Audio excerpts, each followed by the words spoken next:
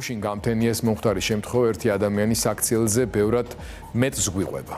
ალიკო ელისაშვილი დააკავეს თბილისის საქალაქო სასამართლოს კანცელარიის დაწვის მცდელობის ბრალდებით. შინაგან საქმეთა სამინისტროს ვერსიით გამთენიისას ნიღმიანი პოლიტიკოსი ჩაქუჩით ამსხრევს მინას, შედის კანცელარიის სივრცეში, ასხამს ბენზინს, დოკუმენტებსა და ტექნიკას და ცდილობს ხანძრის გაჩენას. თავად ელისაშვილი აღიარებს, რომ სასამართლოს კანცელარიის დაწვა სურდა, ამას უწოდებს პროტესტის ფორმას უსამართლო სასამართლოს წინააღმდეგ და ამბობს, რომ შაბათი სწორედ იმიტომ აირჩია, რომ არავინ დაშავებულიყო. ამ ეტაპზე ჩვენ არ გვაქვს მომხდარის სრული სურათი, არ ვიცით უსწრებდა თუ არა მომხდარს წინ რაიმე ფორმის პროვოკაცია ან თავად ელისაშვილზე ზეწოლა. ნახეთ მხოლოდ პროკურატურის მიერ დამონტაჟებული ვიდეო. ელისაშვილის თავს გადამხდარი თავგადასავლების სუსის დღევანდელ პირველ პირთან კონფლიქტის და პოლიტიკური პოზიციების გათვალისწინებით მომხდარი ბევრისთვისაა მოულოდნელი.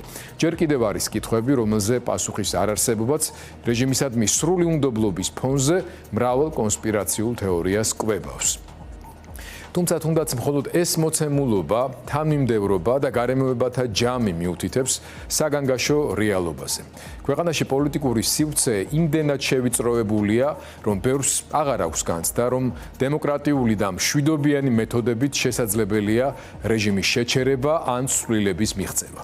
პოლიტიკური ლიდერების, აქტივისტებისა და მოქალაქეების წინააღმდეგ დაწყებული რეპრესიები, სისხლის სამართლებრივი საქმეები, პარტიების აკრძალვის მცდელობები, ეს ყველაფერი ქმნის ატმოსფეროს, სადაც პროტესტის გამოხატვა და სტანდარტული ფორმებით ბრძოლა ან შეუძლებელი ხდება, ან მისი გავლენა უკიდურესად სუსტდება და აზრს კარგავს.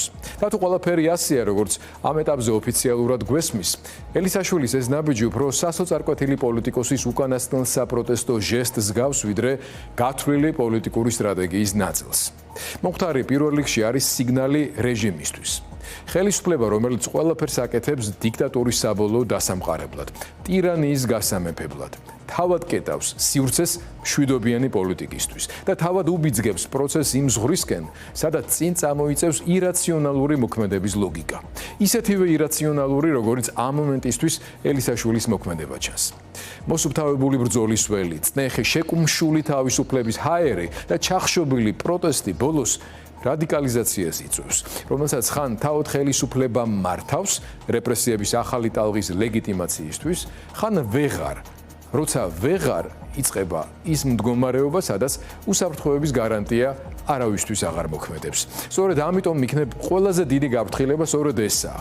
სანამ ხელისუფლება მშვიდობიანი პოლიტიკის ყველა კარს კეტავს, ელისაშვილის აქციელის შეფასება და რეჟიმის პასუხისმგებლობის დანახვა ერთმანეთს სწორედაც რომ არ გამორიცხავს. პირიქით, თუ გვინდა რომ ხვალ უფრო მძიმე სცენარებს არ შევეჯახოთ, დღეს პირველ რიგში რეჟიმმა და მისმა კლიენტურამ უნდა გააცნობიეროს ვითარების სიმწვავე და საფრთხის მასშტაბები.